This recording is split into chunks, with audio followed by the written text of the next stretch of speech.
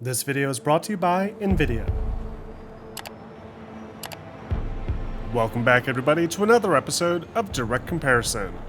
In today's episode, we're taking a look at the final launch version of the highly anticipated multiplayer shooter game Battlefield 6, and seeing how the development team have worked to improve and update the game since its summer beta. For this video, we're going to look at the visual fidelity of the game in its final state, as we always do with the series, but we're going to spend some time discussing changes that were made to the gameplay as well, along with how the previously excluded features like new maps, weapons, gadgets, and vehicles may have changed the feel of the experience. For this analysis, the final game is being played on a PC, equipped with an RTX 5090 graphics card, and the settings are pushed up to their maximum values at a 4K resolution. Though, as always, post-processing effects like motion blur, chromatic aberration, and film grain have been disabled for image clarity. To maximize performance, I also played this review build using NVIDIA's DLSS and multi-frame generation, which helped push my already very solid performance using native rendering up to an impressive 450 frames per second, even during some of the more chaotic moments in multiplayer. I did also capture footage using NVIDIA's deep learning super sampling methods as well, which I'll use when talking about specific close-up visual comparisons. But generally, I tried to stick with the high performance options here, as it made the gameplay feel just that much smoother. And of course, if you're a die-hard Battlefield fan that wants only the best performance for launch, NVIDIA is currently restocked and reloaded on their GeForce RTX 50 series graphics cards, which allow you to fully unlock the potential for Battlefield 6 on the PC. You can learn about your next GPU upgrade using the link that I've provided in the description below. Alright, so let's kick this comparison off by first discussing the visual fidelity, and how Battlefield 6's new Overkill settings aim to push the already well-received graphical presentation further than what we saw during the beta. One of the biggest benefits seen here is to the game's many weapon models, that are much more cleanly presented now that we have those high-res texture assets, and superior super sampling methods like DLAA. The M4 looks exceptionally crisp here, and those smaller details along the receiver are more pronounced, like the scratches, serial number, rate of fire toggle, and other features. Alongside all the returning guns, we also finally have access to the rest of Battlefield 6's arsenal as well, with some great weapon designs that round out one of the series' most impressive weapon offerings at launch yet, with over 50 guns and a large set of attachments and skins to unlock for each of them. The weapon firing animations are also massively improved here, as many of the guns we saw in the beta appear to have zero recoil, though those same guns now properly shake and drift on screen, while still sharing the same fundamental role within their weapon category. The soldier models have seen some alterations as well, including new uniform emblems depending on the faction, along with several brand new appearances for each class type. Meanwhile, the animations have seen some much needed improvements. Some of those clunkier animations that we saw in the beta have been cleaned up, as player soldier models are no longer doing that weird back and forth head bobbing motion, and things like the diving prone look much more polished and complete than before. There's even this really slick multi-directional slide animation that shows the soldiers sliding backwards on their knees if they happen to turn around while performing a forward slide. Vehicles are another area that are worth mentioning, as the beta didn't feature the full set of launch vehicles. In fact, the beta used shared vehicle models for either team, despite the intent being that each team had their own unique vehicles to control. Pax Armada, for example, now have a new main battle tank, the German-made Leopard 2, with stylish sharp edges and dark default livery. This stands out a great deal from the classic American-made Abrams, and should make gameplay readability that much better. Similarly, the Pax Armada also have a new attack helicopter, a jeep, and an AA tank. On the other side, the NATO team now has their proper Bradley IFV, rather than using the STRF-09A4 that was used for both teams before. Interestingly, both teams do still use the same Black Hawk for aerial transport, with slightly different liveries depending on the team. Though otherwise, the main hardware used by either team feels unique to that faction. Next up, we have the environments. The beta only offered a very small glimpse of Battlefield 6's launch package, with only 4 maps out of the 9 available at launch. Those maps included Liberation Peak, Siege of Cairo, the Iberian Offensive, and towards the end of the beta, Empire State. The consensus that I saw circulating during and after the beta was that these 4 maps, while for the most part decent, did feel a bit too infantry focused and small scale when compared to the larger, epic sprawling battles that the series is known for. Fans will be glad to hear that there are at least a few maps coming at launch here that should offer a bit more legroom. Merak Valley is the biggest map at launch, that features a large construction site in the center for infantry play, complete with a unique destruction event, along with large open lanes on the side for vehicles, and smaller villages separating out the deployment areas, offering a good hybrid, while the airspace above can be used freely by jets and helicopters. Sobek City offers a slightly smaller scale version of this, with more construction sites but with a desert backdrop, complete with Blackhawks and attack helicopters in the air, along with heavy armor below. Then there's one of my new favorites, Manhattan Bridge, that, unlike Empire State, brings with it helicopters and tanks, making for some really cool moments in and around the Dumbo Tunnel and Washington Street. On the flip side, we also get the smallest map in the game, Saints Quarter, another Gibraltar-themed map like the Iberian Offensive. Only this map is limited to smaller game modes, and does not feature any vehicles as a result. Last but not least, there's the returning Battlefield 3 favorite, Operation Firestorm. That is more or less the same as always, only with some changes made to the deployment layout, likely encouraging more consistent action than the original versions of this map.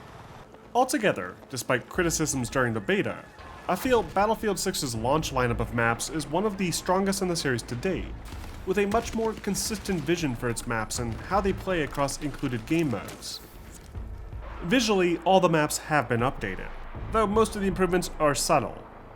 Higher resolution texture maps, for example, help the rocky cliffsides of Liberation Peak stand out considerably more. But the bigger changes made are related to the gameplay balancing, as things like objective zones, especially in Breakthrough, have been modified slightly, pushing the boundaries to make the attacker's job a bit more manageable. The lighting has been tweaked slightly, adjusting the intensity of the color grading, likely in response to criticism following the beta, and lowering the intensity of the bloom to help with readability. The screen space reflections appear more crisp, as well as cube map reflections that look to be a higher res than those same cube maps from the beta. And general shadowing has been cleaned up as well, with slightly less dithering in some instances. As for the other miscellaneous effects, these have only seen minor tweaks, with a bump to particle density in some areas, while other areas have had the intensity toned down a little. Like this tanker explosion, for example, where all those nice particle effects are inexplicably missing. Either way, the explosions are still impressive in the final game, as you still get that pancaking effect, where objects will cause destruction to nearby assets, in the way that just wasn't possible in any previous Battlefield game. Fire alphas look sharper as well, and volumetric smoke layers continue to look phenomenal, and they may have even been enhanced further, as there appears to be more volumetric smoke from building collapses and destruction than before. Now, let's shift gears here and talk about the gameplay design, and what changes the team have incorporated since the beta. One of the big topics circling Battlefield 6 following the beta has been this discussion regarding combat pacing, what's too much for a Battlefield game, and whether the game is an arcade twitch shooter or a military sim. Well, to put that discussion to bed, it's neither. It's comfortably right in the center as it always has been, with an emphasis on spectacle and fun over heavy realism, while still existing within a believable and grounded setting. You're not dual-wielding machine guns and wall running, but you're also not stuck limping to the next battle because you vaulted down a 5-foot ledge. According to the developers, the core movement speed has been adjusted to prevent things like the more extreme exploits that players have discovered involving sliding and jumping.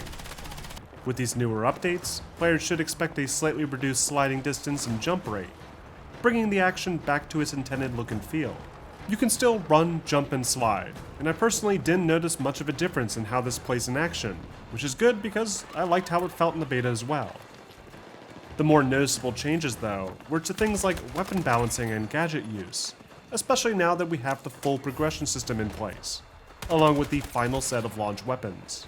The final game comes with a large arsenal of guns and gadgets to unlock, either by ranking up through the main experience levels and acquiring milestone guns, or by completing beefy challenges that require quite a bit of a grind. Another big change comes with the addition of the new gadgets. Assault, for example, now has their Assault Ladder, which can be used to reach elevated positions or cross like a bridge. Their thermobaric launcher that caused so much mayhem in the beta is still available, but because it requires a lot to unlock, I didn't experience it nearly as much given the 30 hours or so I played in the review build. Assault has also received Recon's old spawn beacon as an unlockable device, which was done to encourage the use of the beacon more aggressively for objective play, rather than the more selfish, self-preserving camper role that it served in the past. To make up for this, the Recon has had its intel gathering role boosted further, with intel grenades, tugs, automatic 3D spotting when ADSing, a pilotable drone, and a laser detonator that can tag vehicles for launcher lock-ons. Problematic scope glint has also been massively reduced, and shouldn't be nearly as visible in maps like Liberation Peak. Meanwhile, Engineer has received the rest of their kit, including new launchers like the Law, that serves as the new default, as the RPG now requires an unlock to equip.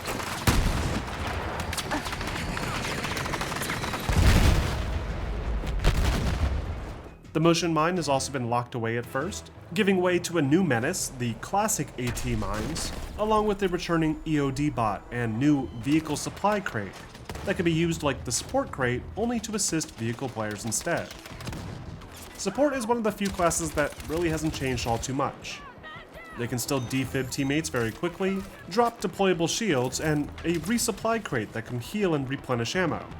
They have also been given a trophy system, a medical pouch that can be used on the run, a smoke launcher, and a mortar. Though the most fundamental change is that the Assault class has lost their ability to heal themselves, giving support more value. Finally, let's wrap up with a brief sound comparison. To keep this simple, I'm just going to run through some of the returning weapons at the firing range using the same audio settings as before. Which version do you feel has the best audio quality and design?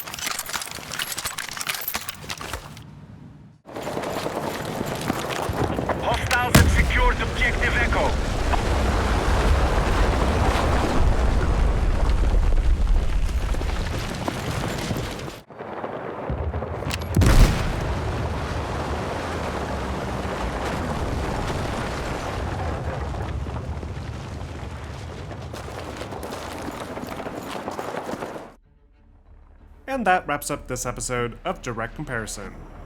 Overall, Battlefield 6's final release is in a much better place than the beta that we tested this summer, with lots of great improvements, some key gameplay changes, and loads more content to enjoy.